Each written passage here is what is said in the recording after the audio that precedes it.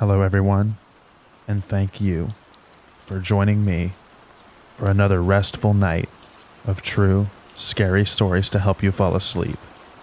As always, there will only be one ad in this video, and that is right after this intro.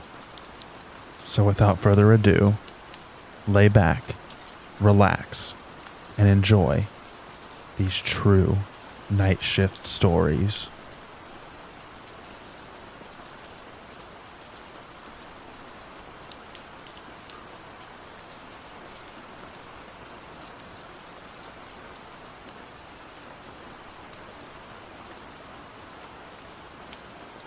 This happened to me about a week ago. I found a summer job at our local supermarket, and about 2 weeks in, I got asked to work the late shift, 11 p.m. to 5 a.m. I accepted since I was in need of money, and I never sleep early anyways. Everything was fine and dandy until about 3 a.m., when a shirtless, scarred-up guy came in the store. After lingering around the store for a while, he quickly came up to the counter, making intense eye contact with me. As I was about to ask him if he needed any help, he whispered, "Don't you dare move." I didn't hear him at first, so I asked him if he could repeat that. At that point, he got agitated and yelled, "Make another sound and I'll cut you up." In a swift motion, he vaulted over the counter, going to the alcohol section, trying to grab a bottle of whiskey. Thankfully, the owner has hid a baseball bat under the counter. The moment he turned his back to me, I took the bat and swung full force at his knee. He winced in pain and tried to get up. I winded my bat again, acting like I was going to hit him again, just to see him pull out a homemade shiv of some sort. I let him get up, and the moment he got up, he swung his shiv at me, lightly lacerating my wrist. I pushed him back with the bat, and he ran for the door and got out.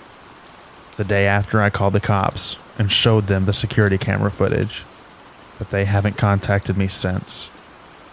I think it's safe to say I won't be working the late shift again for a very long time.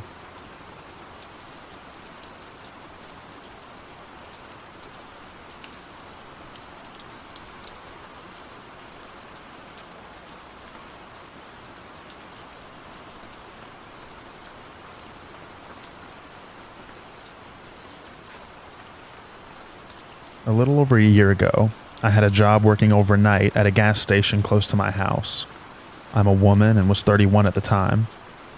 I know to some it seems unsafe for a woman to want to work a graveyard shift by herself. However, it was a slow store, and the sheriff's office was about 20 feet across from it. I really didn't think that I would have any problems. There would be about 30 customers in an 8-hour shift, and that was on a busier night. It was about 3:30 in the morning.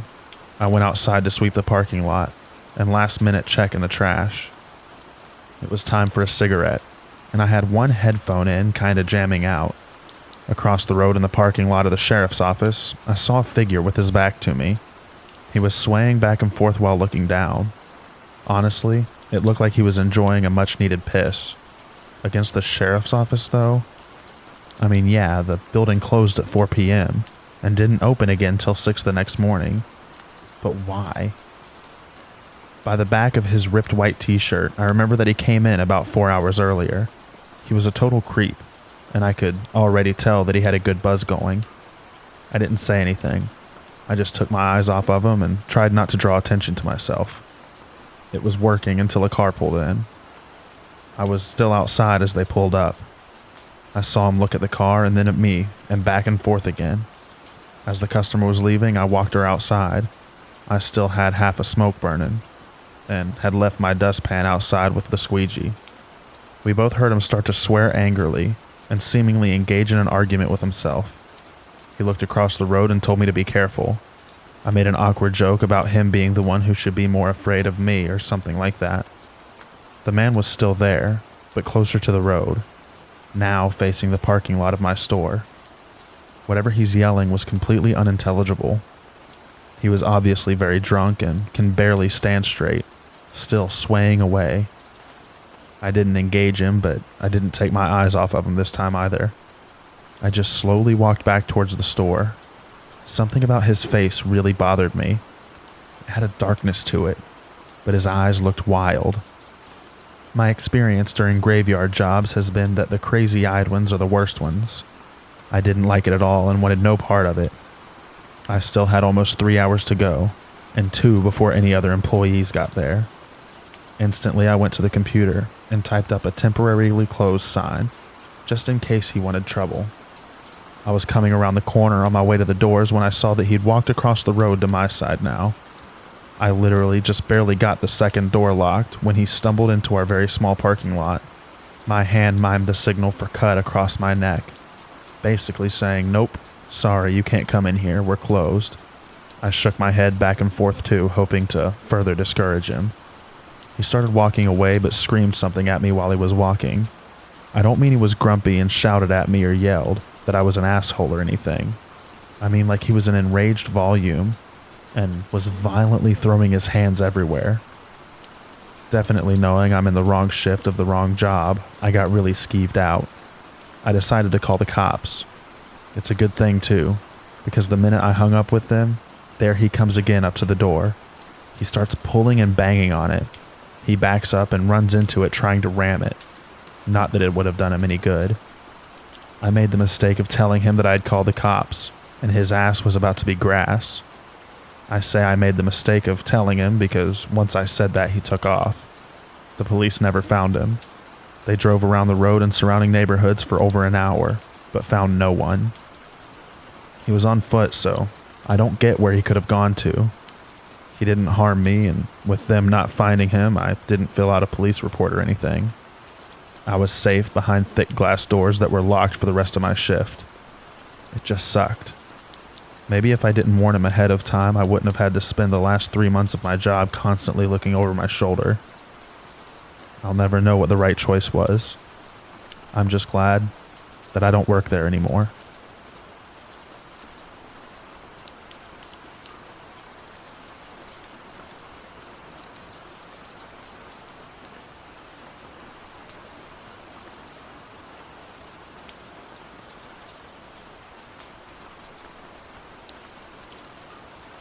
So this happened a little over 2 years ago now. I wanted to post it somewhere just to look back on it one day and never forget the lesson that I learned. It was 2016, and I had just started a new job at a motel. It was low pay, but I needed an office job. One of my friends, Michael, got me this job. For a few days, I did training with the owner in the mornings. For 2 nights, Michael trained me. Our job was the 11 p.m. to 11 a.m. shift. Nothing exciting. Checking guests in and doing paperwork. My boss went away with his wife on vacation for a week, which is attributed to the swift training that I had to endure. So it was my first night alone on the night shift. There was a monitor with security cameras around the motel's property, and large glass windows all around the office building with a glass door. There was a no night window like most motels have. It was fairly early in the night at about 1 a.m. I was just doing my normal check-in paperwork when a man walks in and asks if we have any rooms available. Usually if someone is sketchy, my boss has me lie and say no, but he seemed normal at the moment. Without hesitation, I said, "Yes, of course, just for one?" And he replies, "Yes." So I begin creating the reservation on the computer when I notice that he starts swatting the air and making spitting noises, as if he's being surrounded by flies. I try to ignore it. As far as I was concerned, it wasn't my business. So I try to check him into the room quickly as possible. I give him his key and he's on his way. At this point in time, I could be described as very timid. I had a lot going on in my personal life, so I hope you can all understand my reaction to what happens next. The man comes back from his room and slams his hand on the glass door and causes me to jump. Absolutely frightened, I look up to see him just staring at me. He cracks the door and puts his head through and says, "I can't get into my room. Why won't you let me into my room?" And my only defense is trying to be helpful. So I replied, "Maybe there's something wrong with your key. Let me give you another one." The look he had in his eyes was inexplicable. I felt like I was in absolute danger. I handed him his new key and he went back to his room. I tried texting Michael because he is the one who trained me, though it was in the middle of the night and he was asleep. I needed some guidance. With no reply from Michael, I noticed the man trudging down the stairs to come back. I go into absolute panic mode.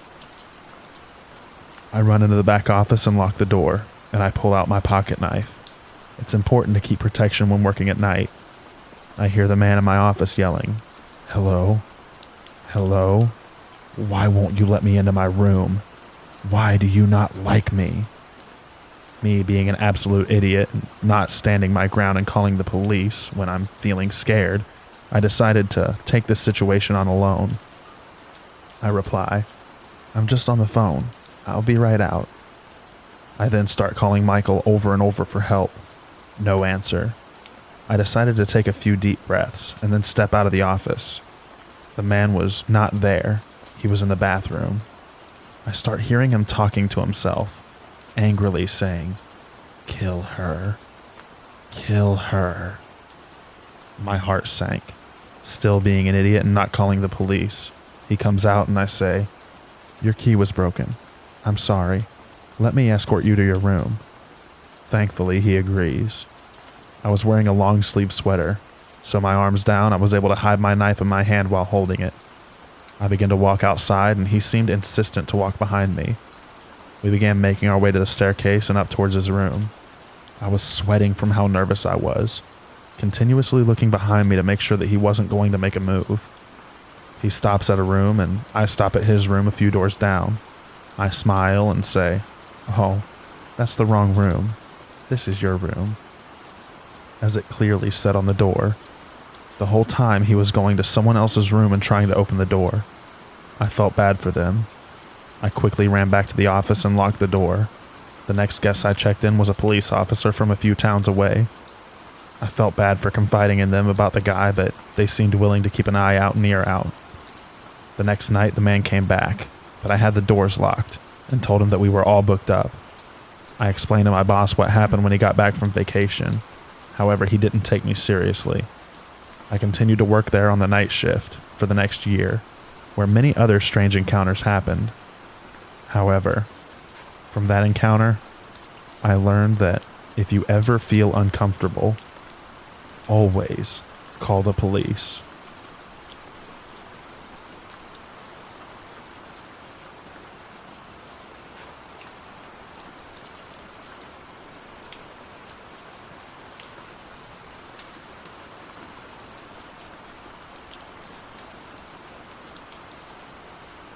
This encounter happened to me a couple of days ago, Friday night. I was so shocked by it I forgot to post it to the subreddit after it happened. It was a normal Friday night just like any other, watching some late night TV. We've all been there. But when I went to go get some snacks for my viewing, I noticed my cupboard was bare. So I decided to make a quick run to the local gas station to pick up a cheap midnight snack. It was late, and it was the only place within walking distance that was open. But when I got to the gas station, there was this man there, disheveled hair, and he was young looking, but his skin was oddly weather-beaten for someone so young looking, and his eyeballs had these yellow spots on them. Unnerving to say the least, but he was the cashier, so I didn't have much reason to be afraid of him yet. I grabbed some stuff, laid it out on the counter, and started fishing around for my debit card. The cashier smiles. "You like those Gatorades?" His teeth. I'll never forget those teeth. The only way I could describe them was pure evil, almost like they didn't fit in his head. I nod politely, praying silently that that would be the end of it. He rings up my groceries and I scan my card, and then he says, "Hold on, I need to replace the printer paper." And he walks back somewhere that I can't see, but I look at the card scanner. There's no printer feed on it at all. Okay, fair enough. Maybe I don't understand how the receipt scanners work. Maybe I don't know where to look for the receipt to come out. But then I see this other guy at the door. He's trying to lock it. My red flags go off like crazy. I grab my card and leave my groceries there, rushing to the door. I'm pounding on it like crazy, and the other guy is trying to stop me. I hear the cashier coming back, so I panic and push the other guy into one of the aisles, giving me the opportunity to unlock the door and rush out. I haven't been back to that gas station since. Now, I go to buy my groceries ahead of time. But if I'm at some other store, I hope that I don't meet that creepy gas station guy.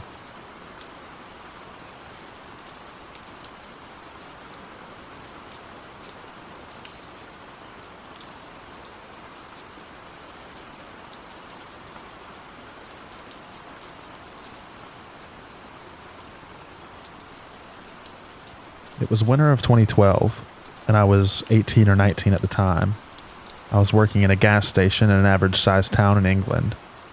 It was an okay job, good money for somebody who was at college, and at the time, it was just a shame it was a weekend job. So while my friends were getting drunk and having fun, I was in a gas station serving taxi drivers and the occasional drunk. Anyway, back to the story. It started off like any other night. Serve people, clean up, do stock, the average night shift work. Since it was winter, the night was really dark, and you could only see faint outlines of people walking back and forth, even with streetlights. The place where I worked was situated across the road from a pub, and had an alley running beside it that led to a housing estate. Around 3 to 4 a.m., as I finished cleaning a set of shelves, I noticed a figure standing in the alley just out of the light, but just enough to hide his face. But you could make out his clothing. I initially brushed it off as somebody waiting for a taxi, as it seemed harmless enough. I sat down in my chair behind the counter and looked at my phone and played some games for a bit. When I looked up, it was 5 a.m. and he was still there, waiting, watching me. To make my situation worse, after 5, there is hardly any traffic or passers-by. I had that guttural feeling that he had some harmful intent. I was safe, however, as I was locked in until morning. I stared back in a trance, trying to keep an eye on whatever he could do next. After a while, I needed to use the toilet, so I went and came back thinking that he might have walked off. But he didn't. He was still there. I then decided to not do my last job until my coworker came in to start their shift, as my last job was to take out the fire extinguishers and sand buckets. It got to about 6 a.m. The figure faded back into the alley, and I didn't see him for the rest of my shift. When my coworker arrived, it was still dark, and I usually walked the 10 minutes back home. But this time, I got a taxi back home, and I felt the guy could be anywhere still watching me. I told my coworkers and family members about my experience, and they said they personally haven't experienced anything like it, and they wouldn't like to either. I was very nervous when doing my shifts from then on, feeling like as soon as I let my guard down, he would strike. But thankfully, nothing else happened after that. I quit the following summer to go to university. Safe to say, I don't want to meet the person in the shadows from that night.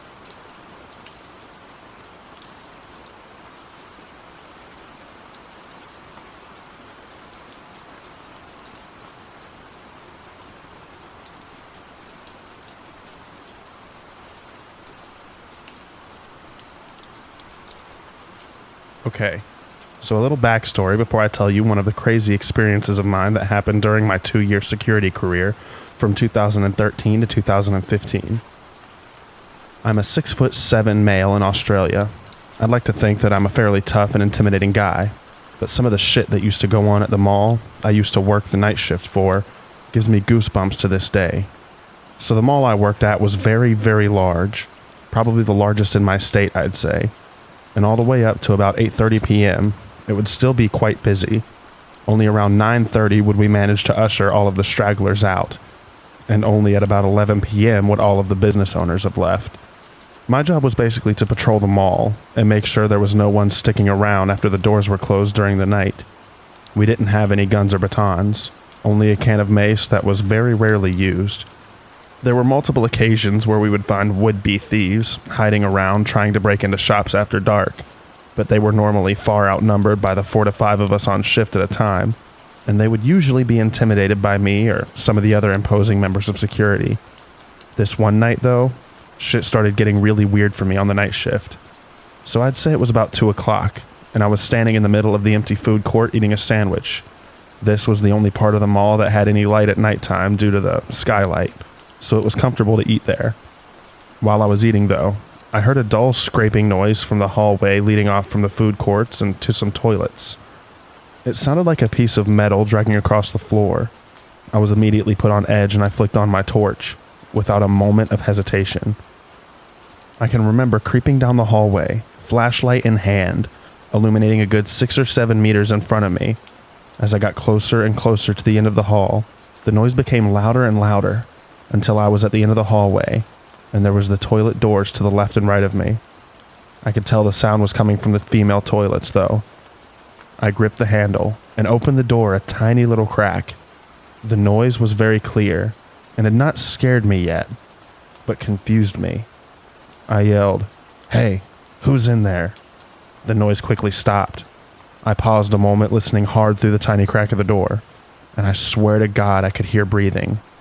Low, male breathing. I shut the door, still gripping the handle tightly, and flicked on my radio. "This is 1-3. I need help in front of the food court bathrooms. I think someone's here." No response. This was really strange, and it put me further on edge. Policy was to always answer the radio, and now I was truly becoming quite alarmed. "This is 1-3. Anyone copy?" Still no response. I can remember whispering to myself, "What the actual F?" I again opened the door a tiny crack. "Listen, mate," I said, sounding as intimidating as possible. "If you don't effing come out with your hands up, you're gonna end up eating your teeth tonight, you hear that?" I sat there at the door, quite honestly terrified at this point, but there was no response. In fact, now there was no noise at all. I yelled into the bathroom, "Okay, mate, I'm coming in. If you do anything stupid, it's not my fault. You'll never walk again." I tried my hardest to sound scary, but my voice was quivering at this point. The whole situation made no sense at all. Why would someone be in the female bathrooms? What was the metal noise? What is even happening? I very slowly opened the door and scanned my flashlight slowly across the room. All the cubicles were open. Weird. But other than that, the room was totally empty. I was totally shitting myself about now. I was definitely losing it. I walked into the center of the bathroom, closing the door behind me. Scared to the core, I let out a faint, "This is some horror movie shit. Hey, come out," when I heard the long, whining squeak of the door behind me. I spun around, basically crying at this point, and shone my torch on a fucking massive man, at least a head taller than me, or so it seemed in my state at the time. He was Caucasian, and at least in his 40s with matte gray hair all over his forehead. He was mid-opening the door, but he stopped dead still in the middle of his action. He just looked at me, smiling this guilty smile, like a kid would make when he gets caught stealing biscuits or some shit like that. I'm not gonna lie, I was so scared I froze. He lifted his finger up to his mouth. Shh. Before swinging the door open all the way and sprinting out with what looked like some type of small metal box in his hand. Turns out, he was just behind the toilet door when I was opening it, and I totally missed him. I was so close to him, and I didn't even notice him. He could have killed me if he had a knife or something, and that thought still haunts me to this day. Later that night, my radio miraculously started working again, and I got right on to telling my coworkers about my story. They collectively went pale when I told them what happened. They all had similar stories, but none that were as much of a close save as mine was. I worked the night shift for another week after that before I quit. I'm not sticking around in a job like that. I needed help, and for some reason, my radio messed up. Why?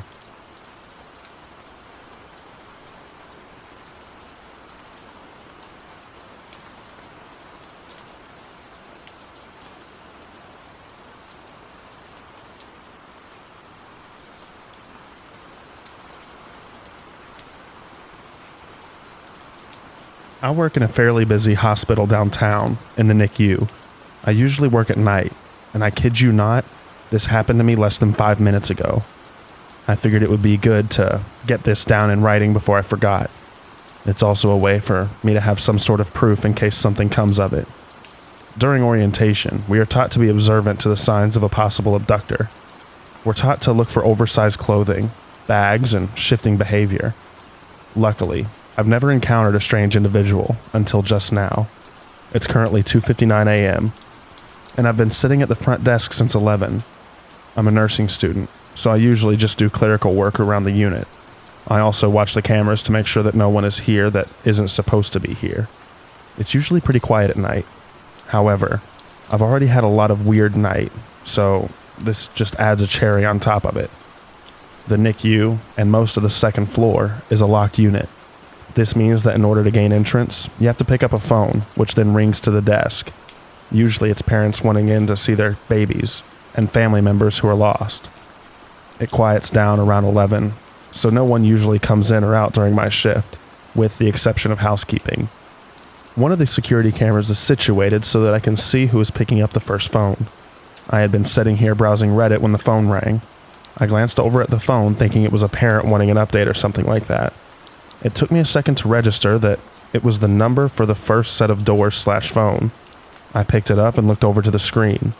There was a lady in baggy clothing with a sling on her arm. I answered the door and she said she wanted in to find her cousin, who apparently had been brought up from the emergency department. I asked for the last name, and she unintelligibly rambled off a Latino name that I only caught the first part of. Knowing that we did not have any new admissions, I told her we didn't have anyone by that name. I tried to get some information out of her, and she said that her cousin had been brought up from the ED. I told her in that case she would have to go to the labor and delivery and talk to them. She hesitated and then said okay, and walked away. I got a really weird feeling from her, so I checked the census to see if there was anyone that was being assessed in L&D, and there wasn't. So either she was at the wrong hospital, or she wanted into the unit to do something a little bit more sinister than to just see her cousin. I shrugged it off and figured if her cousin was in L&D, then she would find her and all would be well. About 5 minutes later, the same lady appeared in her extremely baggy clothing and her sling.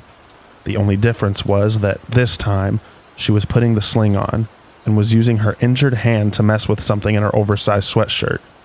She picked up the phone and once again asked to be let in to find her cousin, and that L&D said that they had no one by that name. I told her the exact same thing, and that she would need to get in contact with her cousin and go back over to L&D. She got hostile for a second and then hung up the phone. Whether or not she was trying to gain access to the unit for things that she shouldn't be doing, I'll never know. But creepy lady who looked like a baby snatcher, let's not ever meet again.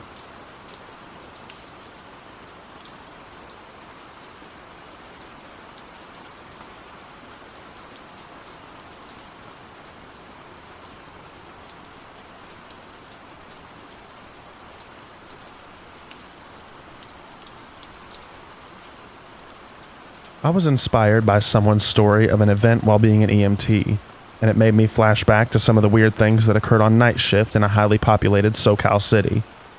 So here's one of my creepy EMT encounters.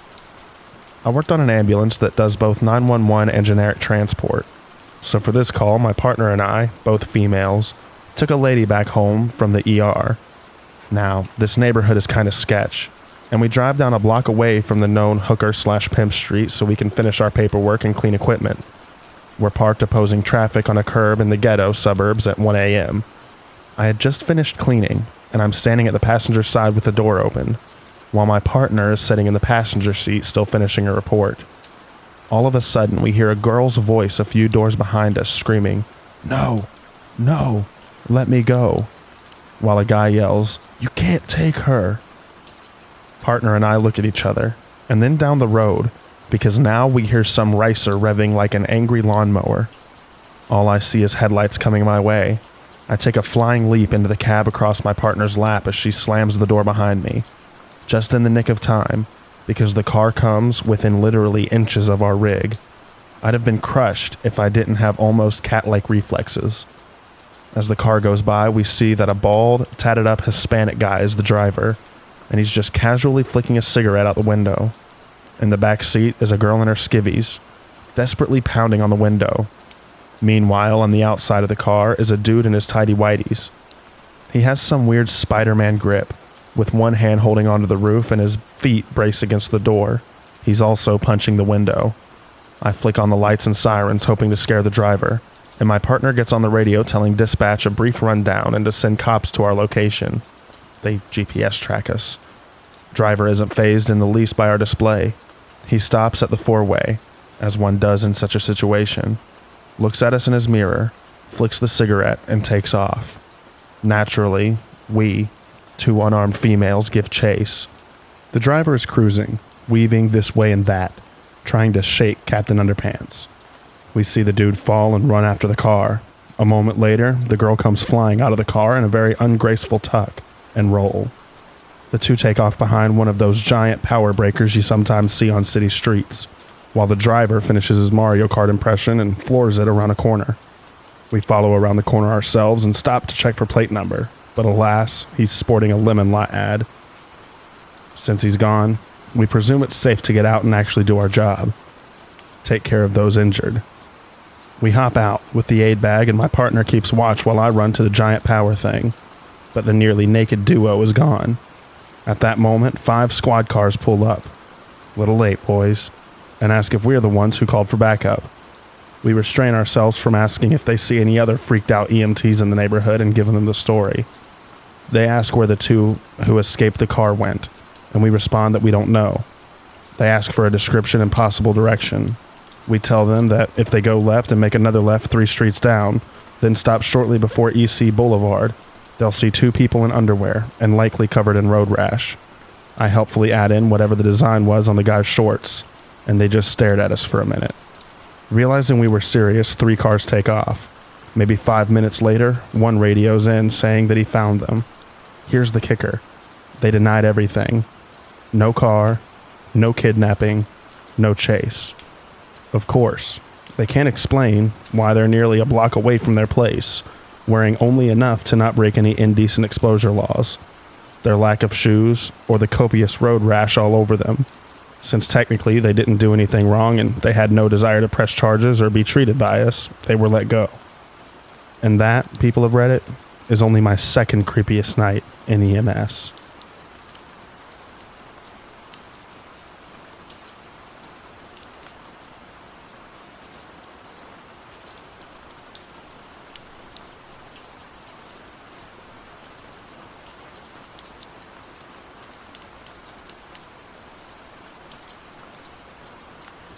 Since I'm at home now because of my fibro disability, I've got a lot of time to read these chilling tales.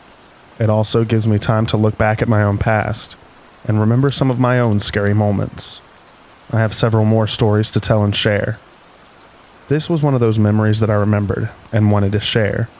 Back in 2007, I started a tech job with an IP, phone, VoIP, DT1 long-distance company.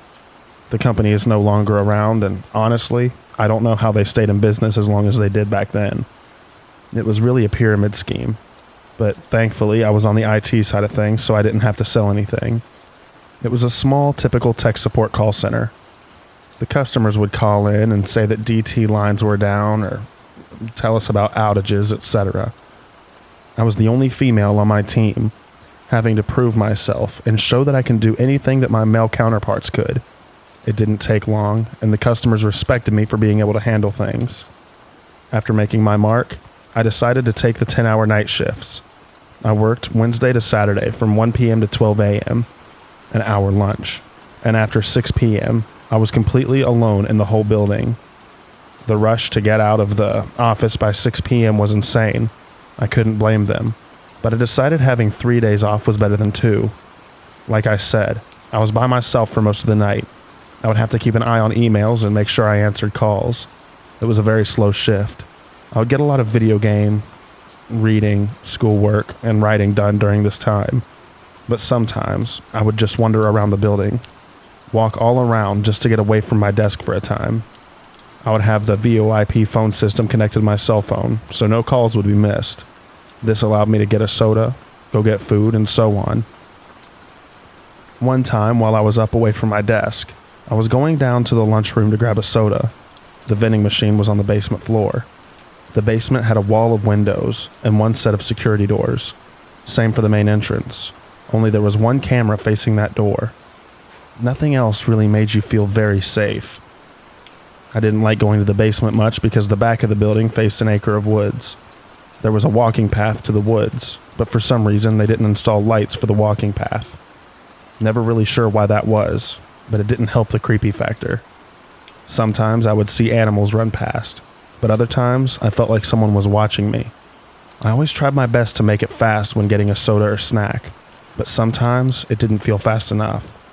So, one night I was making my way down to the basement of the building to get a soda. It was a slow, dragging night, and I needed a little caffeine for a pick-me-up. I counted my money as I walked to make sure I had enough to get in and out quick. But out of the corner of my eye, I saw something dart from the glass door back into the darkness. I stopped dead in my tracks and tried to scan the forest, but like I said, it was just blackness. I felt a bit of unease, and everything told me to turn on my heels and go back to my desk. But it was 9 p.m., and I had a fair bit of time left on my shift before I could blow this pop stand. I tried shaking the feelings off and briskly walked over to the soda machine and made my selection. The soda dropped, and as I bent down to get it, I heard a loud ping noise. It was as if someone had hit the glass with something. I stood straight up and felt the hair on the back of my neck stand up. I slowly turned around and was scared to see someone out there. But as I made the full turn, I saw once again nothing but darkness. I thought this was a good time to book it back up to the main floor. I didn't bother with the elevator. I went up to the stairs and ran up them. My heart was already racing from having to go down there in the first place. Then the loud bang and now running up 2 flights of stairs. Once I was back at my desk, I sunk down in my chair and tried to calm down. It was just one noise. I was in a building with locked doors and locked inner offices. I kept saying over and over in my head that it was nothing. I was relieved by that. But out of nowhere, I got that feeling of someone watching me again. I peeked up over my cubicle wall and looked around my office. Nothing seemed out of place until I turned to face the front of the building. Outside the first set of doors was a slender, tall, dirty male. He was cupping his hands around his eyes to try and see past the reflection of the lights inside. I dropped back down in my cubicle before he caught sight of me. He didn't look like anyone I have ever seen at the office, and it was a little past 9 p.m. There is no good reason why he is checking out my office. As I sit in my chair, I hear the doors shake. I slowly stood up and watched him pull at the handles of the doors. They didn't budge to my relief. But as I watched him, he turned to face me. His face looked bruised or dirty. I couldn't tell which. Once his eyes locked onto mine, he started to bang harder and smacked the glass. I was so scared. It was the middle of the night. I was by myself and out in the middle of this office building complex. I grabbed my headset and dialed 911.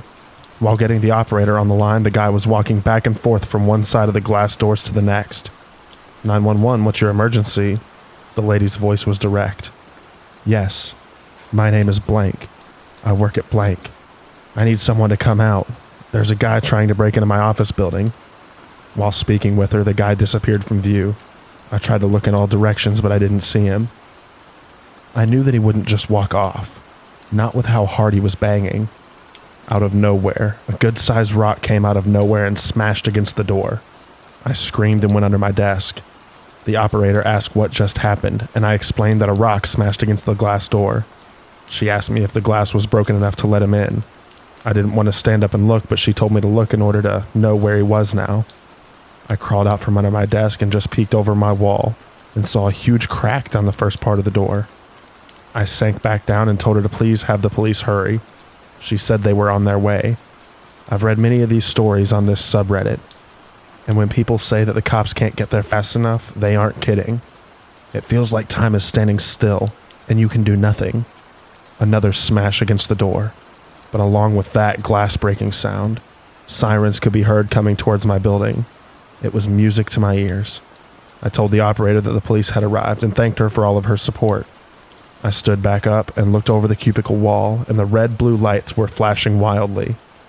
But the thing I didn't see was the man.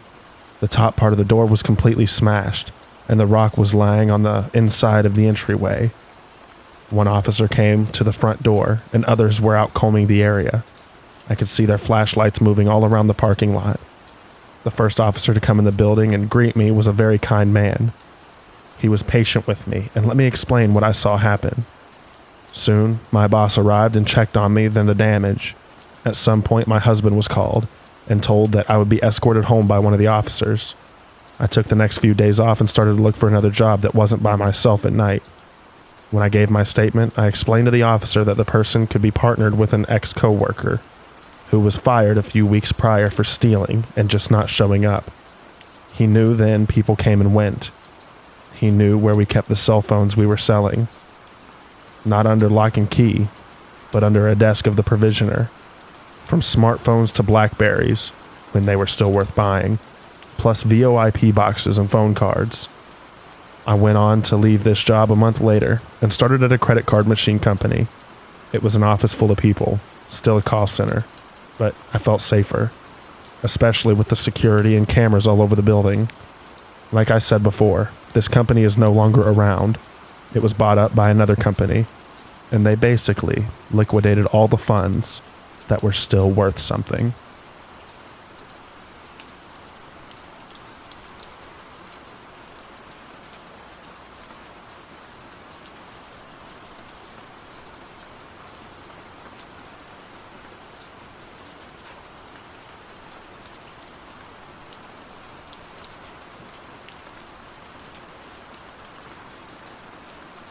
My story is definitely not poop your pants scary or anything like that, but it's left me shaken and very uneasy about working late shifts. Anyways, I had just finished my year of university and I had taken up a position as a taxi dispatcher with my boyfriend's cousin's taxi company. For the first week and a half, I worked mainly day shifts until the owner decided to extend the hours to 24/7, and I was the lucky employee who would be covering 3 to 4 of these shifts per week. The next week, I was working my first night shift alone. The driver would be out all night looking for fares, which meant a lot of the night would be just me. I wasn't uneasy working such a shift by myself since I had worked a 24-hour coffee shop and was used to midnight shifts. It was also a Wednesday or Thursday night, so I wasn't very busy. The best part about the job was that my boss let me use the internet to play video games on my laptop in the office. From the computer desk in the office, I could see the front door, a portion of the desk, and most of the front windows, so I could keep an eye on what was happening outside. Plus, the bell above my door always alerted me to a new customer, so I wouldn't be caught off guard if I got too into my game. On this particular night, I was working with a taxi driver named Dave. Dave is about 6'3" and 300 pounds, plus he suffers from severe health problems, one of which made all his movements slow and painful. He definitely wasn't Mr. Fitness, or the type of person who would be able to defend themselves, or others very easily. Sometime during the early hours of the morning, around 1:30 to 2 a.m., Dave gets a call to go pick up someone in a town 15 minutes away. He gathered up his stuff and drove into the night, while I headed to the office and continued playing my video game. About 15 minutes later, I caught something over the top of my laptop. My mind froze. I could hear panting, and in the reflection of the window, I could see someone sitting in one of the waiting chairs. I walked to the doorway that connects the front room with the office. I glanced into the sitting area and nearly shit bricks. Some guy with a massive rat tail had managed to ninja his way into the office, and was now sitting in one of the chairs with his face buried in his hands, panting heavily. He was dirty, sweaty, and sounded like he had just run a marathon. Now, the rat tail should have tipped me off, but I found it more hilarious than frightening. A few moments passed, and I finally got up the courage to go ask him if he needed a cab. He didn't respond at first. I asked him again, and he looks up at me. I took a step back into the office. His face was scratched and covered in blood from a wound on the top of his head. I was shocked and immediately offered assistance to him. He replies with, "I'm fine. I don't need no help. I just want to go home." I asked him if he needed a cab, and if so, where was he going? He told me he lives about 20 minutes away and wants Dave to take him home. After that, shit started getting weird. I called over to Dave using the radio to tell him that there was a fare in the office and that he wanted a ride. He told me he'd be another 10 minutes. My hand was on the phone the entire time in case this guy made any sudden movements. Instead of going back to the office, I decided it was best to stay out in front, where there are 2 great big bay windows that make it easy to see what's happening inside the taxi office. I didn't feel as though he was a threat at all, but he seemed really angry at something, so I wanted to make sure that if something happened to me, people would be able to see it. So I walked out into the front room, and as I get closer to the gentleman, that's when I see it. He's not just bleeding from the head, but from the shoulder and knee as well. I ask him again if he's okay, then I offer to call him an ambulance for him.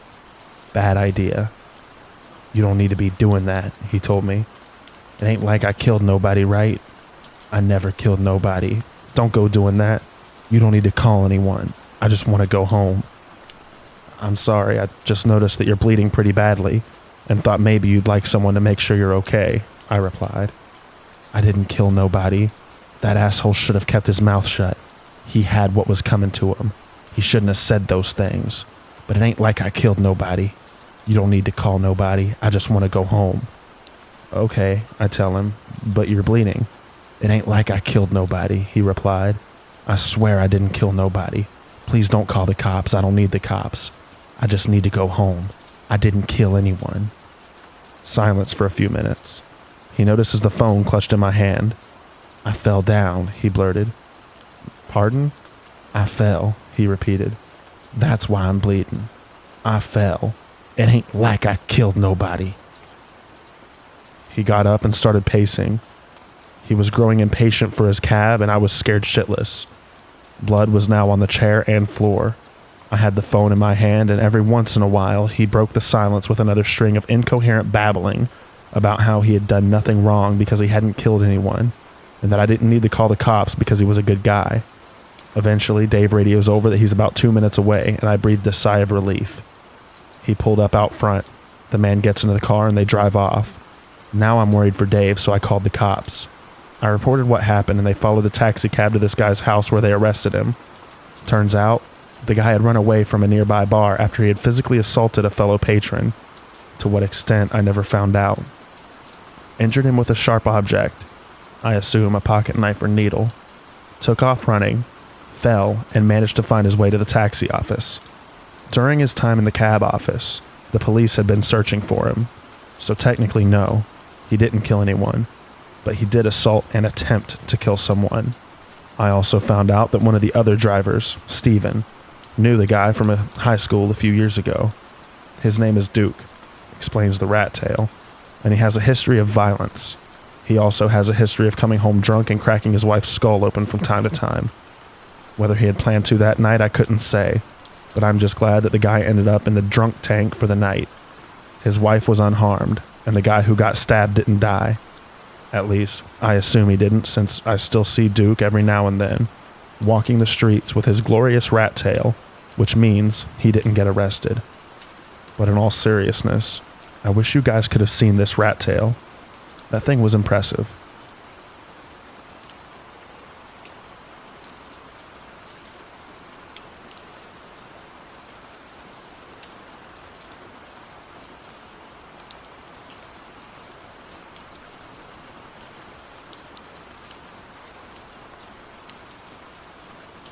This is a true story that happened to me a few years ago.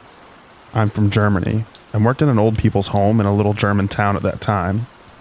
The facility was in a rural area on the outskirts of town. One night, I had a shift with a new coworker that I'd never worked with before. He was in his mid-50s, wearing little round glasses, and for some reason seemed a little strange to me on the first sight.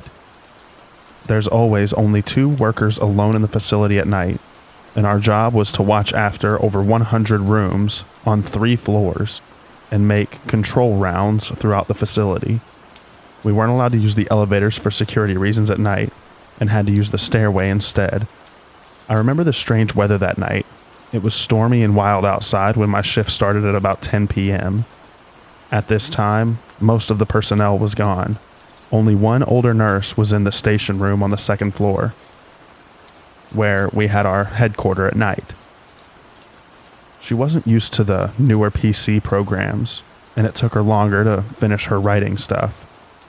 Me and my coworker started our first round through the house. Using the stairways, which had heavy doors, we had to close slowly and carefully every time to avoid noise. Everything was quiet. Most old people were sleeping already, and after we checked all the rooms, we sat down on the 2nd floor station room and finished some paperwork. The old nurse was gone, all doors to the outside shut, and the house was completely quiet when we were sitting on the table. After about 15 minutes, sitting in the quiet, suddenly a heavy door on the stairway was smashed hard. We looked at each other without saying anything and immediately run in the stairway. I run up the 3rd floor, and my workmate sprinted down to the ground floor. We saw nothing and nobody. We even checked the stairway windows. All were closed. Someone must have been in the stairway, we concluded. As we found nothing, we continued our tour, starting from the 3rd floor down to the ground floor. From there, I could not stop thinking who the hell would sneak around the floors in the middle of the night.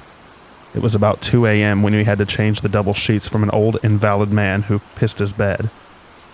I stood in the corner of the room beside the bed, backed up against the wall. My co-worker was on the other side of the bed.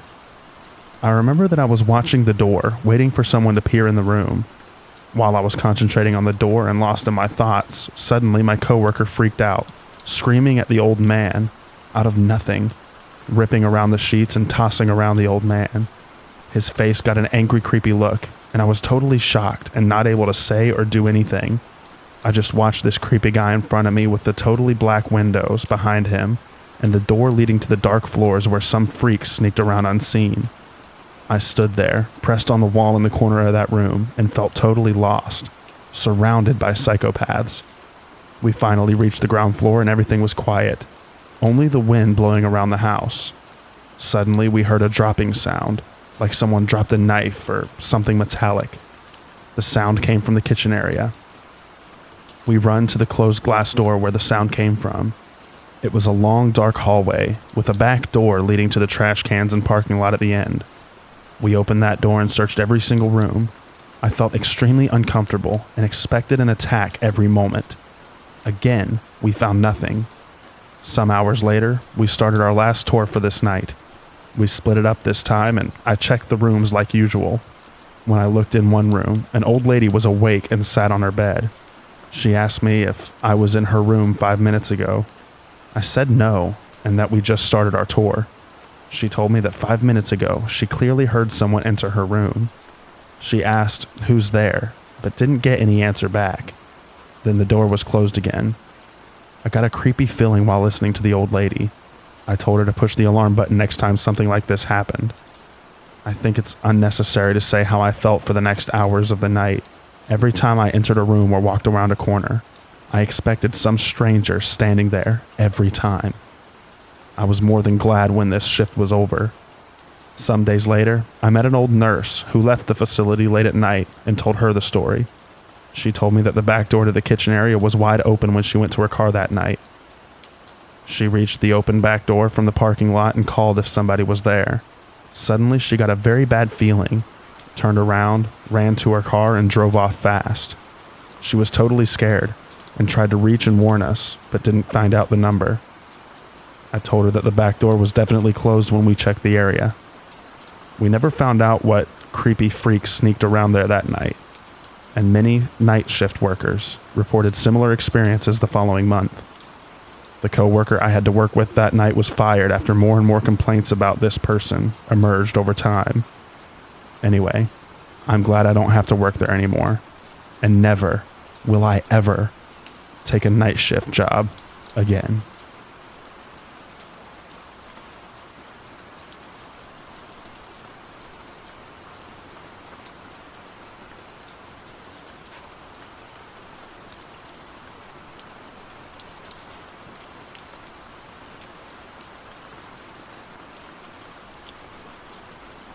I used to work the night shift at Taco Bell.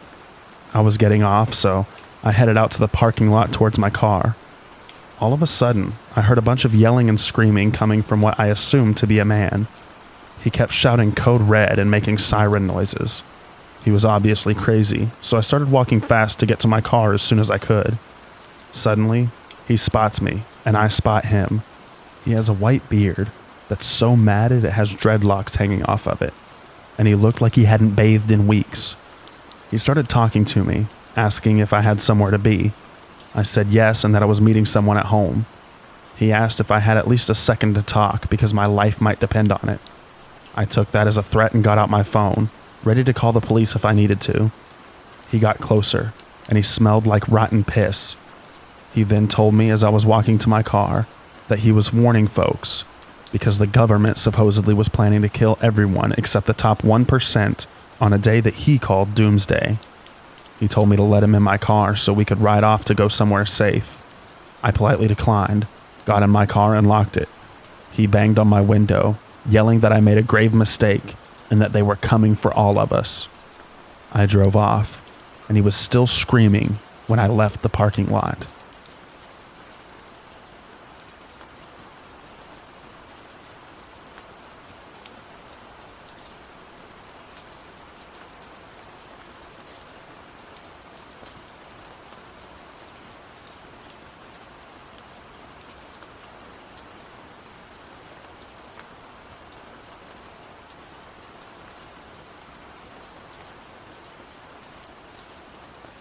This happened back in December of 2018.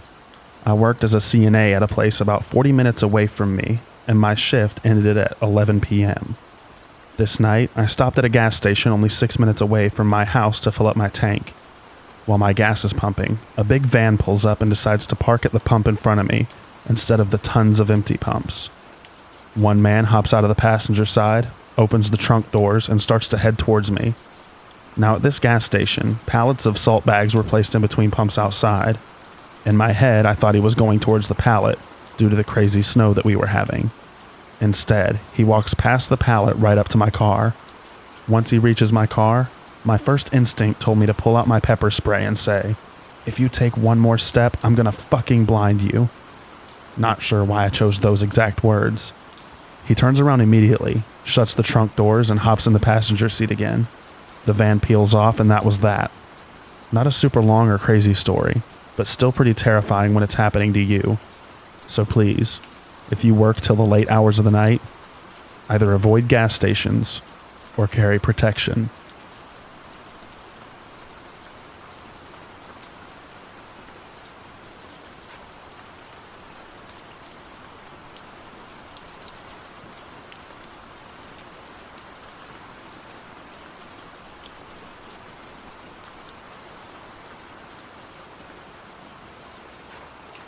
One night, I was working a night shift in a refinery. I was working a whole watch for my shift, which means I basically sit in an entrance and document anyone that goes in and out. Well, a guy showed up. I got his name and he gave me the company he worked for, so I logged him in. Everything checked out, so I'm waiting at the entrance for a few hours for the guy to come out. Now that's nothing unusual because most people that go in will stay there for 2 to 6 hours at a time, and every hour or two I yell up to make sure they're okay. I would yell, and usually the guys would whistle back or make a noise to let me know that everything is okay. And every time I check, I thought I heard a response. Later, a few more guys came up to go in. I logged them in and let them know there's another guy up there doing inspections. They go in and radio back, "Hey, there's no one in here." Immediately I had a weird feeling, because I was at the only exit/entrance, and there's no possible way to get out the container without me knowing. The way the container is set up, you have to climb a ladder to get into it from underneath, using a scaffold to help.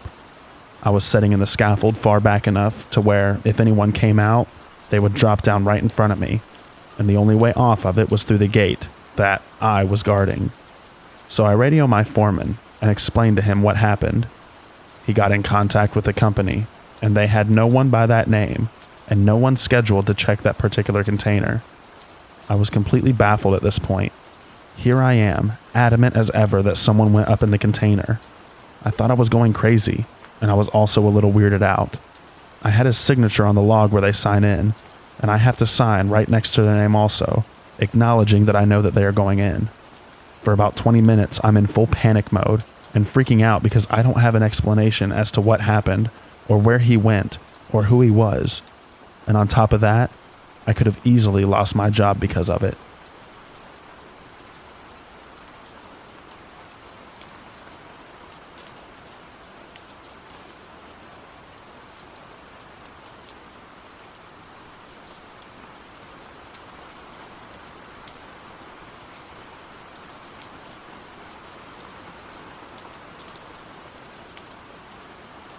On my college campus, we had a night guard who would watch the campus because people kept sneaking in and stealing our gym supplies. But one day, apparently the guard left and crashed through the gate, and later was found dead. So the college was offering free rent for our apartment, since we didn't have dorms. So a girl quickly took the job, but went missing. So I took the job. It was pretty simple. Watch the place till 4 a.m. until the staff arrive. So I went to class after and got 3 hours of sleep and then went to work. But when I checked the cameras, I saw something weird that looked almost identical to a skinwalker. I don't believe in them, so I grabbed the thing nearest to me, my hockey stick, and waited. I told the dean, but they didn't listen, so I called the police on the third night. And turns out, it was an escaped prisoner who got a hold of drugs and went crazy. I quit the job after that and went back to my apartment. There was a note that said, "Congrats, you lived." but it was just my girlfriend, so I was fine.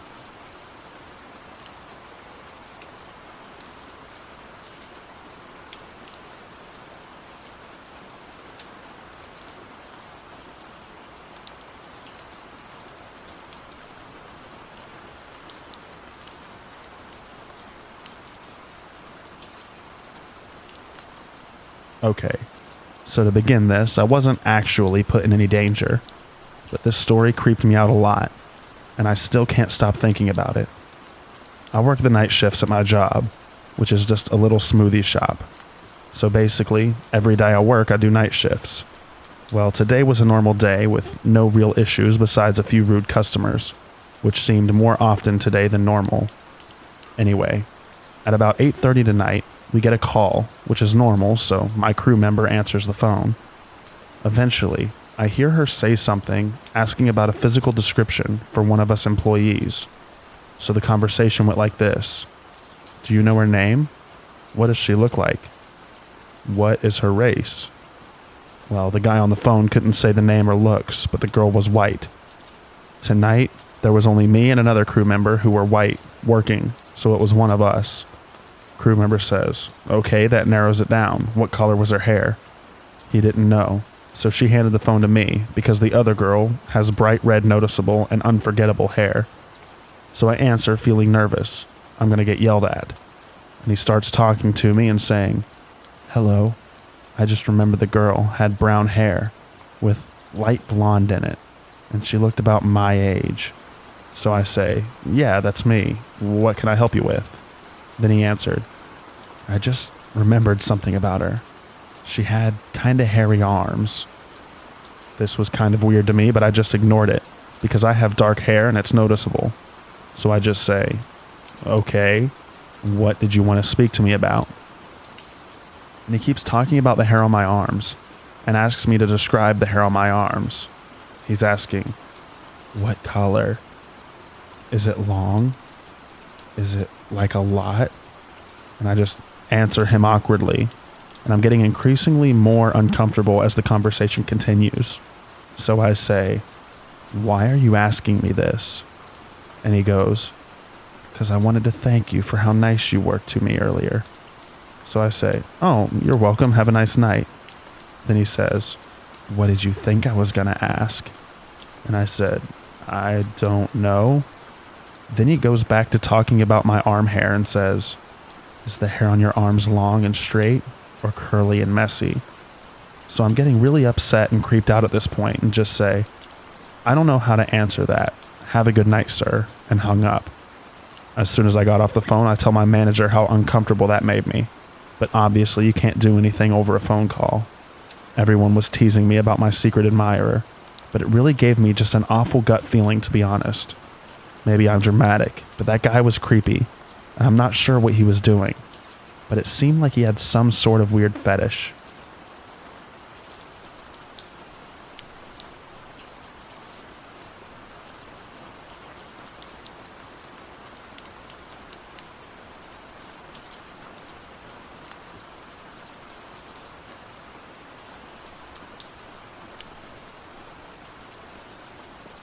This happened an hour ago. I work in an upscale hotel in one of my state's most affluent suburbs. Like most hotels, we're struggling during the virus.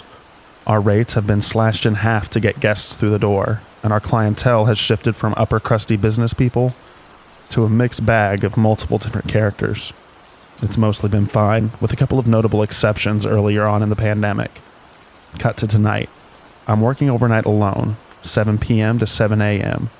About 3 hours into my shift, I get a call from room 235. He has a strange voice. It's quiet, raspy, and maybe has an accent. He tells me that he can't figure out how to work his remote to his TV. I assume maybe the batteries have died, but he insists that the remote works fine. He just doesn't understand how to operate the volume button. I find this strange. I've worked in hotels for 5 years, and I've not once encountered someone who didn't understand the TV remote. I give him the benefit of the doubt. The volume button is like a Guitar Hero strum switch. You have to press a single switch up or down to navigate. Also, working in customer service, you come to realize that people are much, much dumber than what you believe they are. Since I'm alone at the hotel and not technically supposed to leave the front desk, I tell him that if he needs to come down to the lobby, I will gladly show him how it works. This upsets him. He grunts and starts complaining that our customer service is terrible, and what kind of hotel wouldn't have an attendant come to the room for something like this? I give in. He's only one floor up, and I can't possibly take long to show someone how to change the volume on a remote. Everyone is checked in. It's not worth the argument or the bad review later. I tell him I'll be up in just a moment. I knock on his door and do the customary call out. Guest services. I can faintly hear him talking to someone, but it's muttered, and I can't pick up any distinguishable words. At first, it felt like he was instructing someone else to get the door, and I anticipated it opening shortly thereafter. The talking went on for so long that I wondered if maybe the people in the room hadn't heard me. I was debating knocking again when the deadbolt slowly unlatched. Normally, when I go to a room, the guest opens the door wide and stands to the side to let me in, or at the very least opens the door enough that I can fully see them, and they can fully see me. Not 235. He barely cracks the door. It's open maybe an inch. Even weirder, all the room lights are off. It's entirely dark except for the very faint glow of his TV, which is on, but with the volume turned all the way down. His voice sounds exactly like it had on the phone, raspy and withered. He is standing behind the door, so I can't see him at all. Completely disembodied, he instructs me. "Come inside, sweetie." I say nothing and don't move. I guess now is the part where I tell you I'm a small-ish 5-foot-tall woman with a baby face in my mid-20s. "Come on, come inside." He sounds more edgy, more insistent this time. It feels so obviously like a trap that if I wasn't absurdly on edge, I would have been insulted. How naive does he think I am? I push the door open but remain as much in the hallway as possible. I also take the opportunity to reach for the light switch just inside the door. The room lights up and I finally get a look at him. He's at least 60, white-haired and slim, but with a little gut. He is shirtless. He is wearing pants, but his belt is undone and the ends are flopping down. I'm not entirely sure because I try not to look, but I believe his pants were also unzipped. He appears to be completely alone in the room. The only piece of luggage is a small black duffel bag. I try to quickly explain the volume switch from where I'm standing, awkwardly in the doorway, but he isn't comprehending it, or at least he's acting like he isn't. I ask him to give the remote to me so I could show him, but he backs further into the room. "You know, it'll be easier for both of us if you could just come inside," he tells me gruffly. For a brief moment, I think I see his eyes glimmer. Update. Made it through the night. My boss was very concerned and felt badly. He apologized if he had ever made me feel like I had to go to guest rooms while alone at the property, and made it clear that he wants us to not do that anymore. For the record, no one has made me feel like I have to do that. All of the front desk staff do it from time to time. I usually don't unless it's one of our regulars who just needs a new roll of toilet paper or something. I did in this instance because it seemed like it would be quick, and while he sounded weird on the phone and I hated his voice, I didn't expect it to go as it did. You encounter a lot of weird people working in lodging. Usually I feel like I can tell the benign from the malignant. Obviously it was a bad call on my part and I was wrong in this case. I've learned my lesson. As for not calling the police or my boss right then and there, I felt like I was potentially going to be in harm's way while I was standing in the doorway, and he was actively being a creep. But when I got downstairs to my lockable office with my security cameras, which would have allowed me to see him coming, I was just really anxious and on high alert. I had decided if he called again, I obviously wasn't going up, and if he came to the desk, I would have 911 punched in on my cell just in case. We're 2 minutes from the police station, and there's usually a patrol car hanging out in our shopping center. They show up quickly any time I have had to call. Also, I like to think critically before I call the police for any reason. I've called them on someone for being similarly as weird, but in a slightly different way, and was told that unfortunately he hadn't technically done anything, and to call back if he does. I don't believe it would have gotten me anywhere. I didn't call my GM because he lives 45 minutes away. and I'm not sure what he would have done. Even if he'd offered to wake up and drive the 45 minutes to the hotel to replace me on shift, I would have refused because I needed the money. Anyway, thanks everyone for the concern and for checking in on me throughout the shift. I wrote the post because I couldn't believe what just happened and needed to share it with someone, even anonymous people who don't know my location, to feel less alone and to process it a little.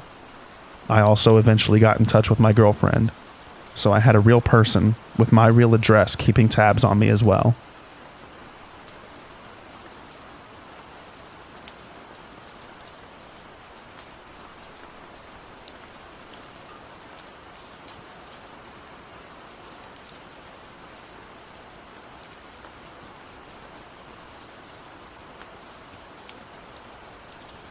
I work in a nursing home, and my schedule consists of days, evenings, and nights. It's rough transitioning between days and nights, but everyone that works here has the same shifts, so we just get through them together. The building is about 100 residents with 3 floors. The building is shaped like an L, with a north and south wing, and the nurse station's in the middle.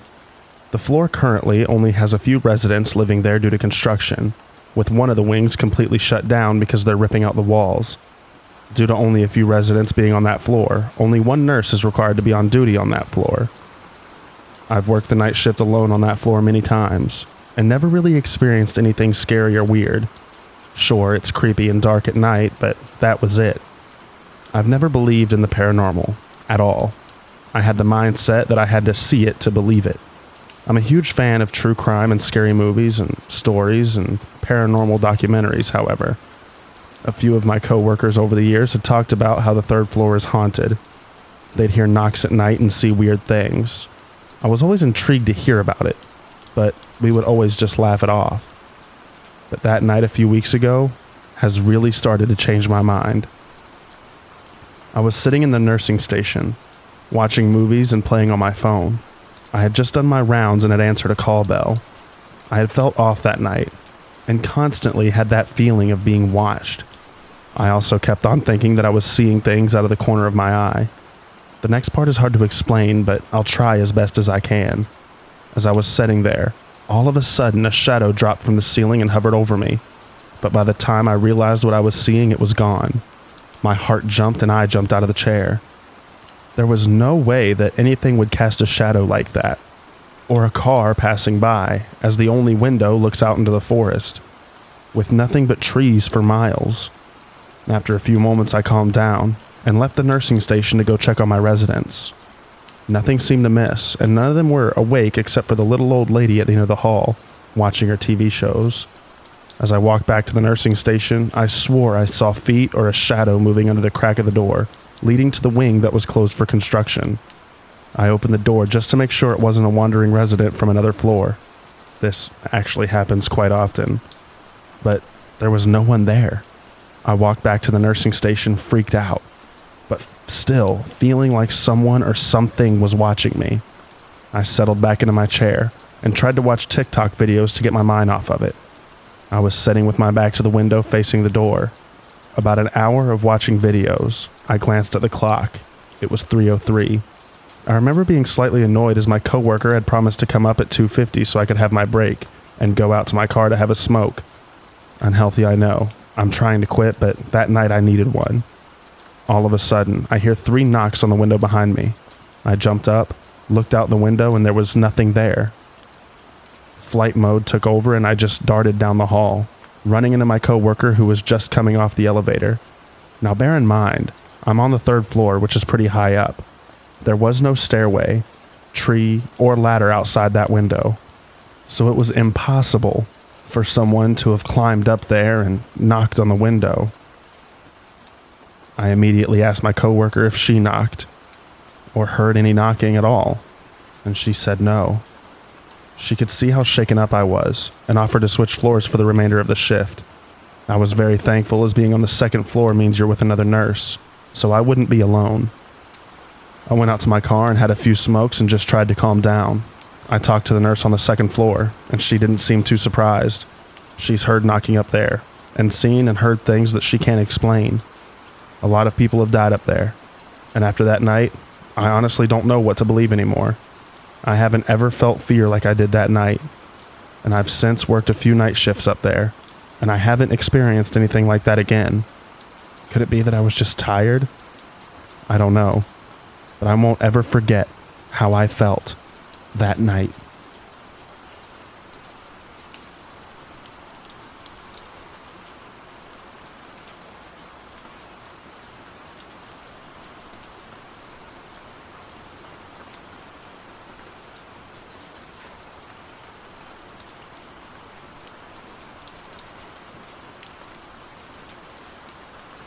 So this happened in 2020. At the time, I was 19 years old, and I'm a female. I lived in a flat above a senior residence. Since I work for that company, I could live there fairly cheap, because the company dealt with the costs. I sometimes did a night shift as well. In the night shift, you basically look in each apartment from the seniors to check if they're all there, since almost all of them have Alzheimer's disease. After that, you're supposed to clean the kitchen, living room, the library, and do the dishes as well as wash the clothes.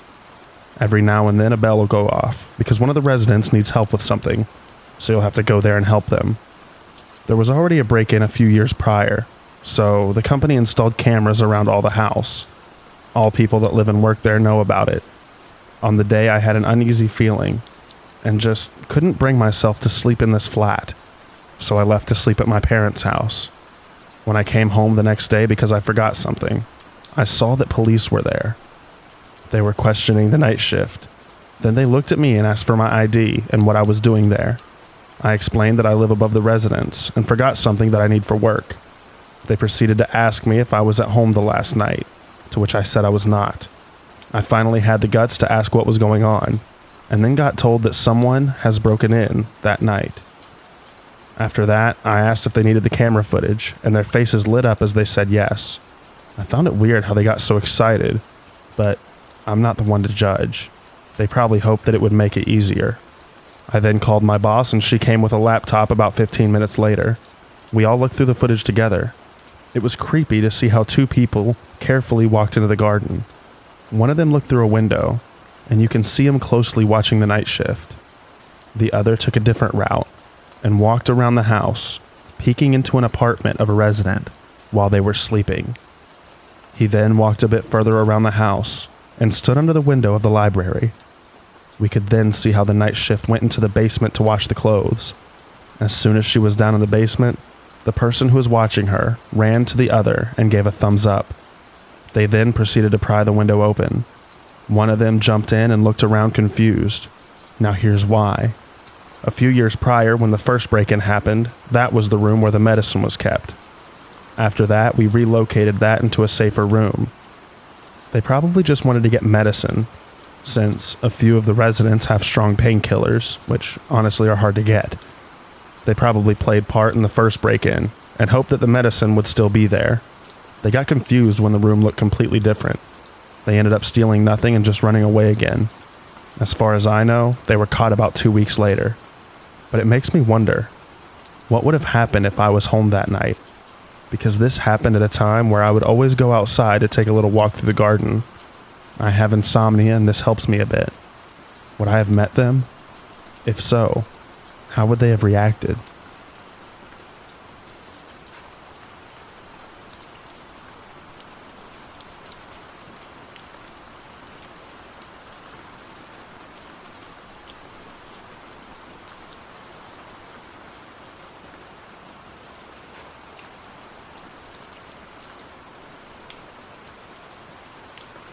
My grandfather has told us these stories countless times, and now I want to share them publicly. Back in the mid-1980s and 90s, he worked various security jobs. The first story took place in a small town outside of Chicago. He worked from midnight to 6 a.m. security at a junkyard. The junkyard was small and had a fence lined with barbed wire on top. My grandfather said that except for a few occasions where someone high, homeless, or crazy would try to break in and he would have to bullshit them by saying he had a gun or that he was calling the cops, the job was quiet. Get there, listen to a handheld radio on a low volume, and just wait till the morning. Well, one night he actually had to get help. After hearing a struggle from the fence and a thud, he went inside the junkyard. A homeless man was inside, tearing through random garbage. My grandfather called out to the man, shining his flashlight on him. My grandfather saw that the guy's whole leg and hands were torn up. He shined his light on the barbed wire to see small pieces of skin hanging from it. The guy tried approaching my grandfather. The BS of "I have a gun" or "the cops are on their way" didn't work, so my grandfather got the guy over to the small security office where his phone was. He locked the guy outside of the office and called the cops. The guy fled back into the junkyard when the police came. My grandfather let them in, and they went deep into the junkyard before coming out with him in handcuffs. Apparently, the guy was high on crack. He tore up his hands and legs on the barbed wire and had to get intensive medical care. The second story is similar. This one is from the mid-90s. My grandfather was a security guard at a homeless shelter in a suburb of Chicago. I say homeless shelter because I don't remember the name for it. It was like a poor rehab center where you can check in, shower, eat, and sleep there, but it was mainly for poor and homeless people. My grandfather was once again the night shift guard. The place was a YMCA beforehand. It wasn't in a good condition, even when it was a YMCA. My grandfather's office was small, and on the first floor. He had a window to the outside, and a window looking into a hallway of the building. During one of his slower shifts, my grandfather was reading a hockey magazine and listening to the radio. He turned the radio down because he heard screaming, followed by a loud bang. My grandfather had first thought nothing of it. The place had a lot of people with mental issues, so he thought someone on the floors above him had an episode and broke something. This changed real quick when he heard moaning from outside the window. My grandfather stuck his head outside the window and saw one of the tenants from the building, face down, planted into a shed outside of the building. My grandfather called for an ambulance and ran outside to the shed. The man was fine when he got there. Apparently, the man, in a cracked out of his mind delusion, jumped from a higher story floor. Apparently, he found a way to get out of the window and threw himself out. The man wasn't okay. He broke bones in his ribcage and arms. My grandfather went up to the guy's room to lock it to prevent any like-minded people from jumping off. The people who stayed next to the jumper said he was making a lot of noise from the room. But no one said anything, because it was normal for people to go crazy in there. My grandfather has a lot of stories from the 80s and 90s security, and next time I talk to him, I'll ask for more. TLDR, crack makes you invincible, even if you seriously injure yourself.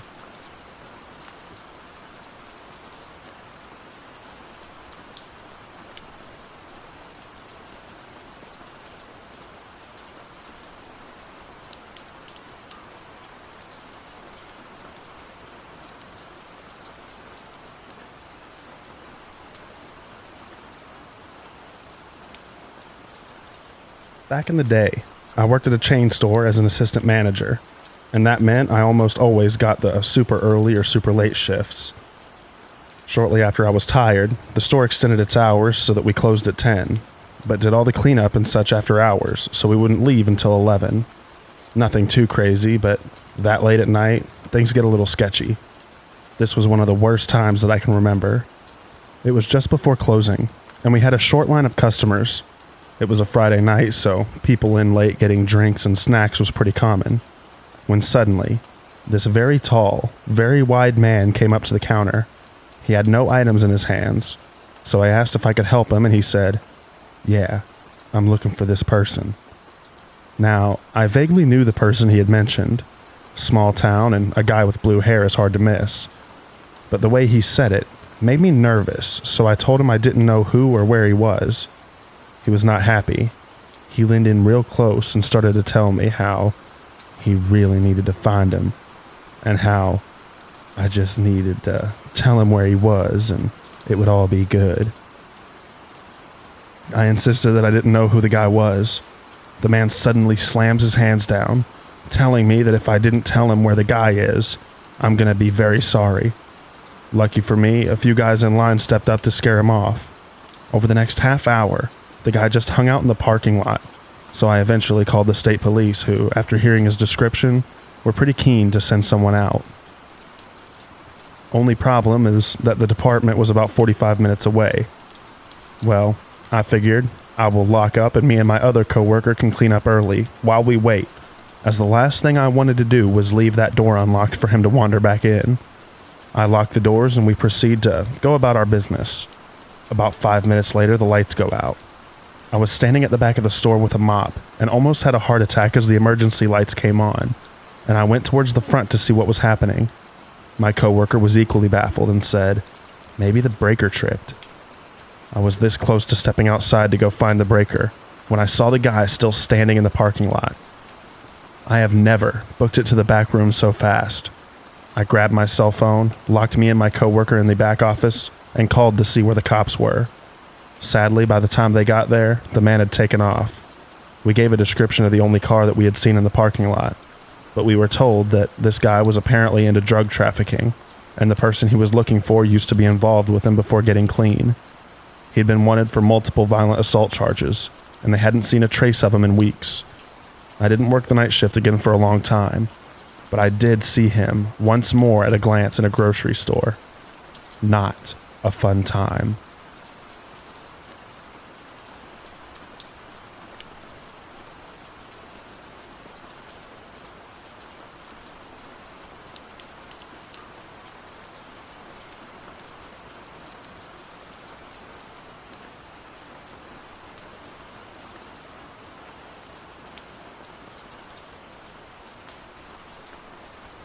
Backstory. I originally worked as a food prep for my original job at the gas station. Last night, I came in to shadow the full-time graveyard employee. I was only scheduled to work the 6 hours, instead of the 8 hours up until the time we closed the till for the store and do paperwork. 2 hours into my 6-hour training shift, a guy comes in and asks us if we have a sort of ribbon beer to drink.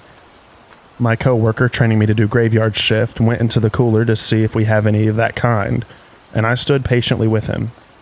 He kept looking at me and acting shy, saying I was pretty and beautiful. I acted pretty awkwardly at first, since I never had such an older person outright flirt with me. I just said thanks, but at this point I also notice he's really drunk as well. He asks me for a high five. I give him a pretty crappy high five. Then, happily for me, another customer comes in, so I leave for the till. He started to make his way over to my till, but ends up knocking over a cardboard candy stand. My trainer starts cleaning up as he apologizes.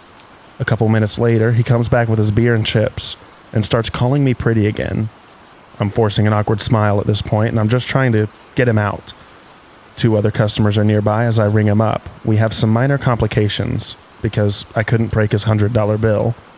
But he finds extra money in his pocket and pays with that. At this point, I really just want him to leave, as he's drunk, flirting a bit too much with me and knocking stuff over. Then he also casually looked to the other 2 customers off the side, leans in and mutters to me, "I really want to fucking kill someone." Then he looks back at me with a smile. I'm standing at my till and say, okay, yeah. My instinct is to stay smiling and get him the fuck out of the store. Then he starts to leave and I notice he left his 100 on the table, so I call out saying that he forgot his money. He grabs it, stares at me and tells me, "You're just amazing." Like, really, because I wouldn't want to come back later, and gets a kind of angry look and clenches his fist. One of the 2 had witnessed this second interaction and is playing it off. Then, once the guy finally leaves, I told my coworker that he's drunk. He was flirting with me, and then told me he wanted to kill some people, which made the other customer go like, well, fuck. My coworker understood why I didn't tell him that I couldn't sell the alcohol to him. I know that I'm not risking my safety in the off chance that dude may turn violent if I refuse to sell him the alcohol, noting that he was a passenger in the car parked outside the gas station. God, I hope I never meet him during one of my night shifts again.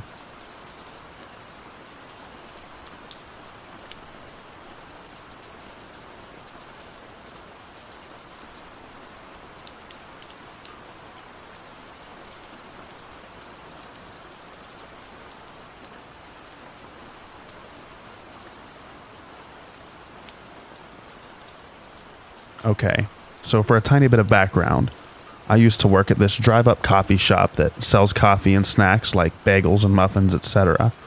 I live in a relatively small town, between 10 to 15,000 people, and I had never had anything like this happen before, so I was pretty shaken up. Alrighty, so it was Sunday night, and I was closing all by myself for the first time ever, being a new hire. And it was kind of getting late, and virtually no one was coming through, so I was just doing some closing activities like sweeping and mopping, etc. This is important, because we store the mop and broom in a separate room that can only be accessed by going outside and unlocking the room with a key. So, I had the employee entrance door unlocked since I was going in and out. It's starting to get dark, and I'm due to leave in about an hour or so, when this old Ford drives up. The driver was an older man, maybe 40 years old or so. I wasn't too fazed by it though, because a lot of people work on oil rigs in my town, and if they're on night shift, they'll stop by for a pick-me-up before making the 3-hour drive out to the rigs. I open the window, ask him what he'd like to order, etc. This is where it gets weird. He didn't order any coffee or food. No. He asked me, "Are you working alone?" I most certainly was working alone, and even both of my managers were no longer in the neighboring pawn shop that they also own, and I just feel my blood run cold. Thankfully, I'm smart enough to lie and respond with, "Oh no, my coworker will be back in a second, and my manager is coming here in about 5 minutes. He needs to take inventory." At this point, the man looks past me into the shop, directly at the cracked open door behind me, and gives me this extremely creepy smile before pulling forward and signaling to turn around on a road that goes right next to that open door. As soon as he could no longer see me, I jump over, slammed the door shut, and locked the doorknob and deadbolt. I was worried to leave the building that night because I didn't want to walk across the parking lot to my car. I thought he might be lingering around the area, just waiting for me to get off of work. I'm really glad that I never told him that I was working by myself. That was the creepiest encounter that I've ever had at work.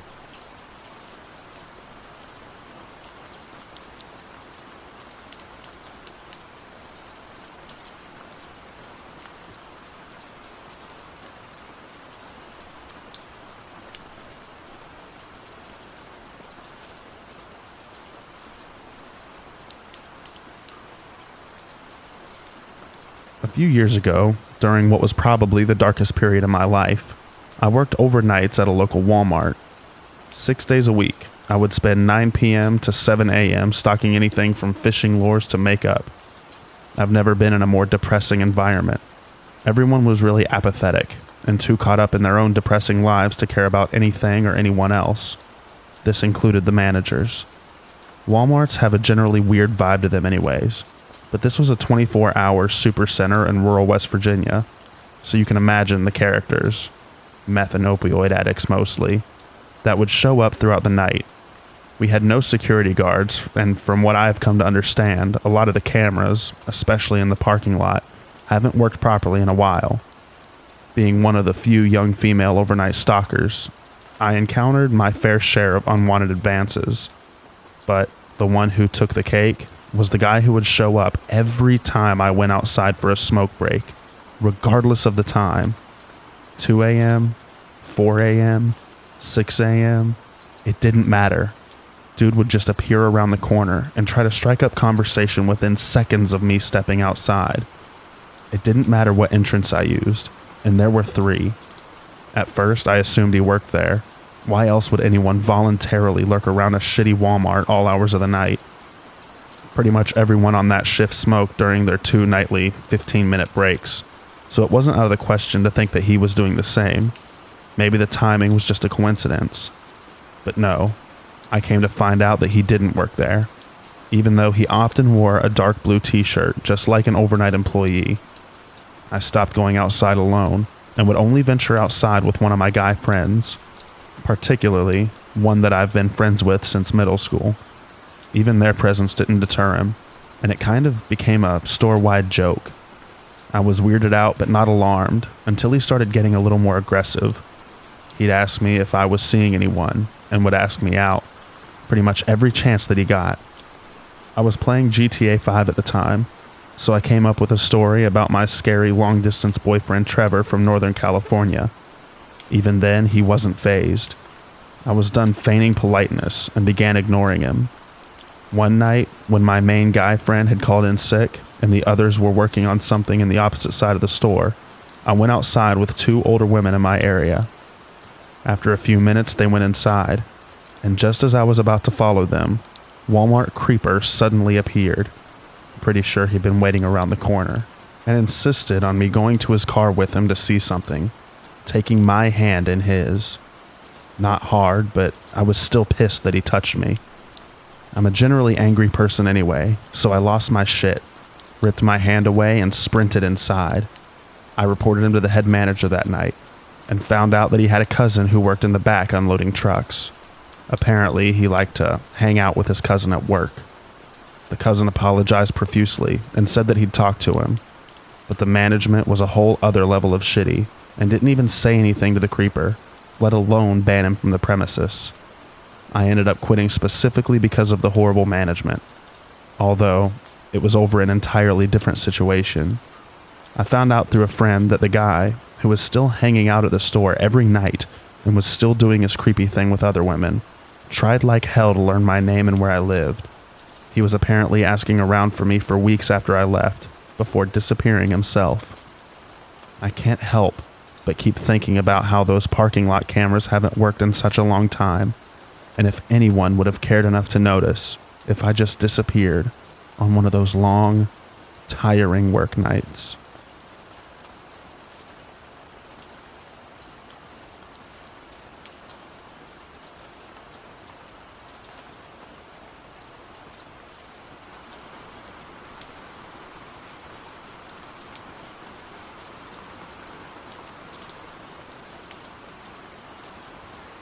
It's pretty weird. Most, if not all, of the paranormal experiences I have are when I'm on night shift. Some during the day, some outside of work, but always during the night shift rotation. Never during the day shift rotation at night, is what I mean, if that makes sense. One of them may be from the lack of sleep, but I was pretty sure that I was awake and know what I saw. For background, I work in a large paver manufacturing plant. Pavers are the fancy bricks that rich people use to make driveways. The shift is 6 a.m. to 6 p.m. 7 people in 2 large plants. Only one is manned at night. I work outside. I guess the best at-work paranormal story was right at the beginning of shift. For background, at least 2 people have died here that I know of. The plant has been owned by the company I work for since at least 1992. It was probably owned by someone else before us. One guy died in the plant 1 when he fell off through the roof, just above the kilns. It's a good 25-foot drop. The other guy died in plant 2 when he got crushed by a machine called the finger car. The encounter I'm talking about here involves the guy that died in plant 1. Basically, I entered the room. It's actually a long hallway. The walls on the right is the backside of the kilns where the guy died. My boss told me there was a safety meeting in the conference room, inside of the doors that say, "Notice, not an exit." I had to go back to the break room to get something, so I turned around and went back to get it. I come back to the room, and I start heading through that door. Out of the corner of my eye, I see someone standing statically at the top of the stairwell. It was a big, heavy-set person with stocky shoulders. I assumed it was my boss, so I walked inside. I stood there for a second and was like, why would he just be standing there if I saw him go into the safety meeting door when I went to the locker room? So I turned around to see if it was him, and no one was there. The stairs are just plain creepy. I snapped a picture of it at 1 a.m., and I always hear noises over there. The most apparent ghost I've seen was on a Saturday morning after the Friday shift. I was trying to sleep and was having trouble since it was Saturday and I wanted to start my weekend. I took some melatonin, but it wasn't working. I was pretty woozy but awake. I roll over and look at my girlfriend's nightstand, and there was a little girl standing there, staring at her jewelry box. I jumped a little bit, but was really tired and lightheaded, so I just said, "Hi." The ghost slowly turned its head and looked at me and gave me a really exaggerated smile and just sort of dissipated. It looked just like the little girl in the music video for Engel by Ramenstein. The other two sightings aren't exactly as exciting, but were also at home while I was working the night shift. The first of two. I was on a 12 p.m. to 12 a.m. shift. I had just gotten home and looked up into the second-story window. The light was on the hallway, and I saw a woman with what looked like a 1930s funeral-type hat on, or some flowery Victorian hat. I assumed maybe it was a family member still awake, but when I got inside, no one was awake or in the hallway. The other one I saw at home was when I was sitting downstairs with my girlfriend. Her back was to a dark room with the lights off, and I was facing her, able to see the dark room doorway behind her.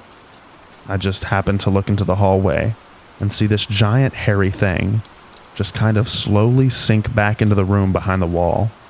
It looked like Sideshow Bob from The Simpsons, but just the hair. I looked in the room with the lights on, and nothing. My girlfriend has seen an arm in a dress shirt wave out into the hallway from around the corner. I was in the room, but my back was to it. I was not on night shift during this, though. Aside from that, just shit randomly flying off of surfaces. I saw a headband launch itself off a closed windowsill, and just today, the same with a cardboard picture. This always happens in the bathroom. I also saw this random early 1960s Ford driving around at 1 a.m. on a Tuesday in my one-horse town while coming home from work. But I'm pretty sure that was a real person just driving at a really weird hour. I couldn't see the driver, but it was really dark, and there are no streetlights here.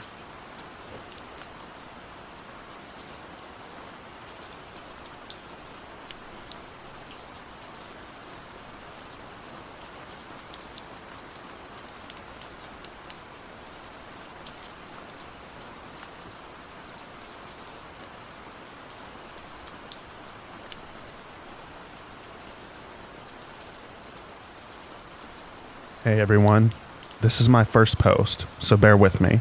I'm doing my best. For context, I work the front desk at a hotel very close to a busy interstate in New York. This didn't happen to me, but last night, my coworker who works the overnight shift had a man come in. She said hello, and he immediately says, "I'm gonna come in that door and assault you, and you're gonna love it." Said door goes into the laundry room, which also has an entrance to the first desk. She was rightfully terrified and called the police while telling him to leave. There are multiple exits, but one of them is right across from an entry door that goes into the back room that connects to the front desk, and that is, of course, the one he heads towards. She yelled back at him that he needs to leave through the front door, and thankfully he listened. The police arrived, told him to leave the property and let him go. They then proceeded to tell my coworker they got a call about the same man a couple hours ago for harassing and saying the same terrifying things to women outside a gas station about a mile away. It infuriates me that they just let him walk away and then left her all alone, knowing there was nothing stopping him from coming back. Thankfully, he didn't, and my coworker is safe. But holy cow, it was super scary for her.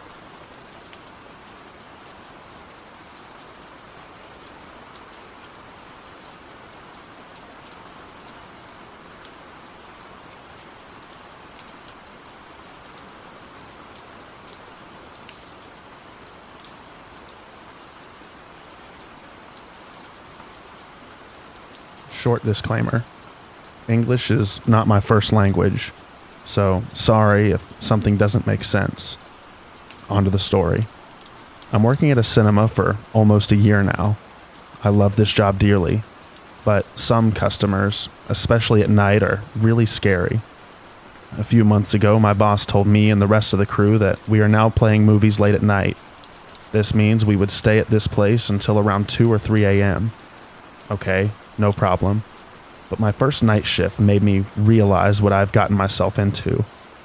The last movie started playing, so I started cleaning and putting things away around 12 p.m.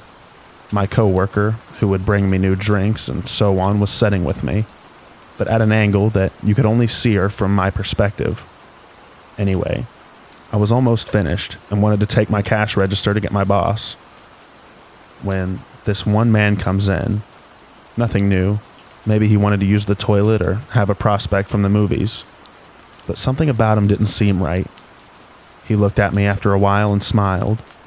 His smile sent a shiver down my spine. It almost looked like a warning. So he starts to look around and comes closer and closer until he almost stands in front of my register. My heart was pounding because I was so scared. Suddenly, my coworker sneezed. He froze in his track and looked over to her. He didn't really see her because of the way that she sat. He looked almost panicked, like he thought I would be alone. He looked back at me, nodded and smiled again, and almost ran out of the theater. My coworker and I looked at each other. This man smelled like danger. I saw him for another 20 to 30 minutes just lurking around until finally he vanished. My coworker stayed with me the whole time, besides the fact, she had things to do and her shift was almost over. I don't know what his intentions were, but I do know that they weren't good.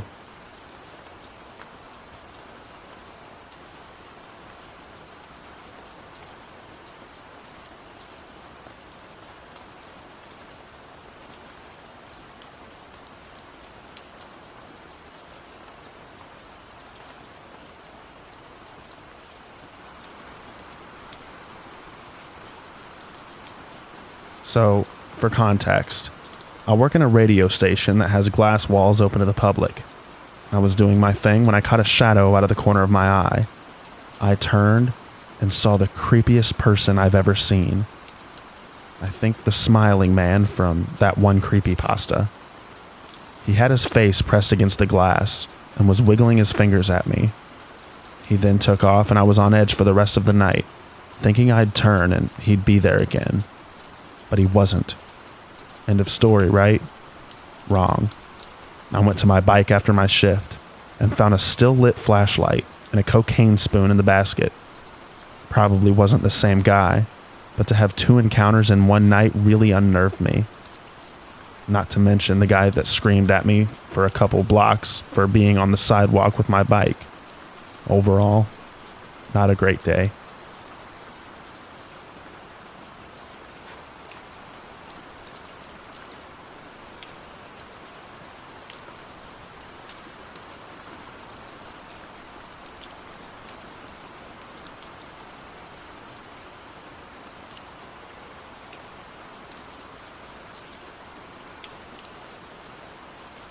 "13 years ago, I was a dishwasher at a restaurant, and once a month we would do a deep clean of the entire kitchen.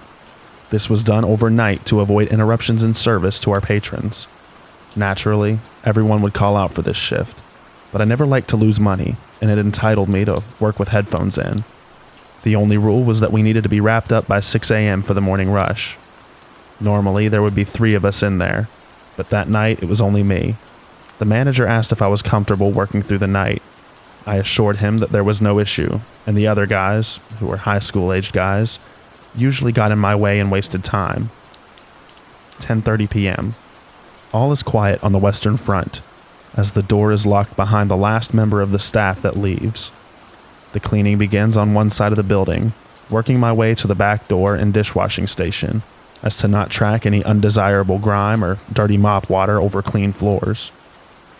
12 a.m. I've moved the cleaning operation to the middle of the kitchen, working my way to the back. I've always been a heavy smoker, so at regular intervals of about an hour, I go out to the back door to burn one down. I notice an old woody wagon in the rear parking lot. The car is off and no one is inside. This isn't alarming to me because I've seen cars parked out back overnight before. 2 a.m. All quiet still. I've moved to the back of the restaurant. The offices, the floors are all completed. The floors, the dining room, and tables are all spotless. I take a coffee break around this time in the front of the building for about 30 minutes, and notice that the woody wagon is now around the front of the building. This is slightly troubling to me, because there is nowhere for someone to walk or go in this area. The coffee break ends, and I decide to keep an eye on the car every 30 minutes or so. 3 a.m. Almost everything is finished, but I failed to clean the bathrooms. which is actually contrary to my usual plan, because the bathrooms are in the front of the building by our doors, which are plate glass. I'm standing at a urinal cleaning it, and I hear loud banging at the back door. This immediately jolts me, more awake than the coffee did. I'm panicked that I didn't lock the back door properly. I sprint into the kitchen and look down the line into the back room to see the back door shaking as someone is obviously pulling at it. I grab a fillet knife and run to the door and scream, "Get the F out of here." I already called the cops. I then sprint up to the front of the store to assure myself that the front door is locked and to check on the wagon out front. The wagon is now gone and the parking lot is quiet. I go to grab the restaurant phone to call the cops, and as soon as I turn, I catch a glimpse of a man staring through the side window at me. This was terrifying to see because he had no expression on his face at all. I scream at him again that the cops were already called, which they weren't, but I was panicking. So I dialed 911 and tell the lady what the situation is. She tells me the cops would be there ASAP.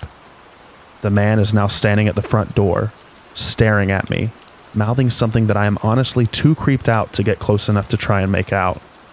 I backed into the kitchen and turned the lights off so he wouldn't be able to see me.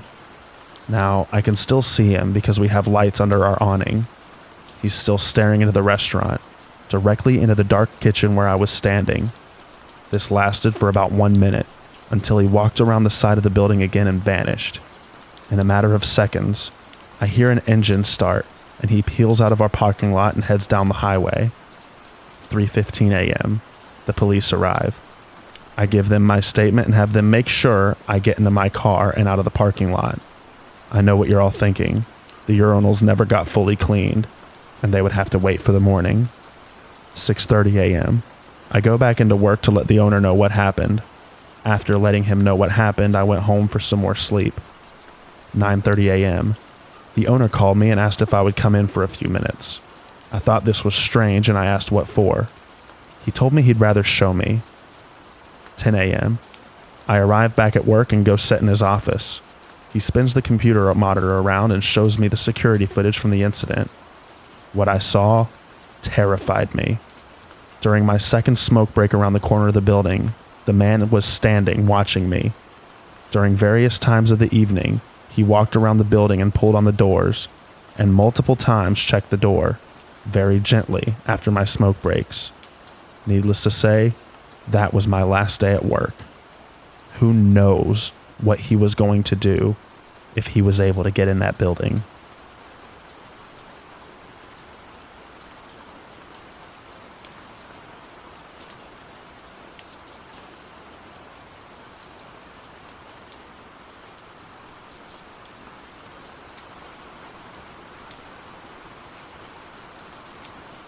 I was working graveyard at Walmart in the automotive department, and I was having a really depressing week. It was just the worst week that I've had in a long time. Anyway, I'm working over there alone and picking up a box from the pallet. When I turn around, I see a tall, thin, grayed-skinned man. He was maybe in his 70s or 80s, had a mostly bald head except for some dirty-looking stringy hair around the sides. His face was very gaunt. I could see his eye sockets and cheekbones. He was wearing a dirty, grayed, plain shirt and black jacket. It looked like a trench-type coat. His eyes were gray and just empty. He was just watching me. I blinked, and he was gone. I stocked the box I was holding and took another one down the same aisle at the very end. Out of the corner of my eye, I see the man peering around the corner of another aisle, but this time, he's smiling. He has all his teeth, but they're gray too. His smile looked like the priest from the Poltergeist. Just a big, wide, creepy smile. And then he disappeared after I forced myself to look away.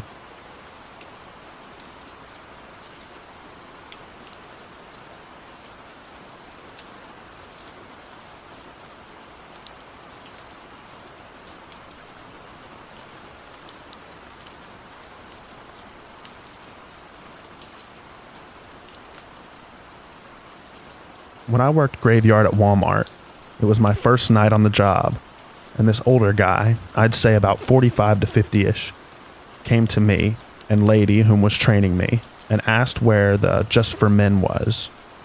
So we showed him. He then proceeds to tell us that he just got out of jail and that he was looking for a piece of booty, putting it nicer than he did. We just looked at each other and said, "Oh, okay, well, good luck." So we go back to working. We finished one cart, and as we were walking back to the back room, to the bins, we walked around behind jewelry and walked through the toys. She proceeds to tell me that the guy is behind us and not to freak out. So I just keep looking forward, and then he says something. I can't recall what, but her and I both almost took off running to the back. We tell a manager, but by the time he gets our story, the guy is gone. It was creepy as hell, and he just gave off really creepy vibes.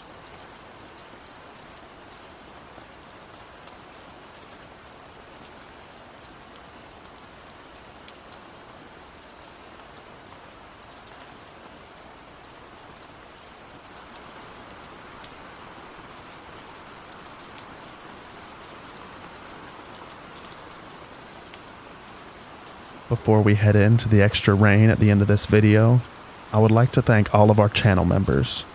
So, special thank you to Ruby Wilson, Vanita Tillman, Jennifer Moyer, Sonic the Hedgehog, Chili, Cutie Patootie, Cappy Karma, Pamela Curran, Christy Goodall, Paul Reese, Via MashK0101, Honey Pond, and Interscare Wifey. Thank you all so much. I appreciate your support. And to everyone, have an excellent rest of your night and enjoy the extra rain. Good night, everybody.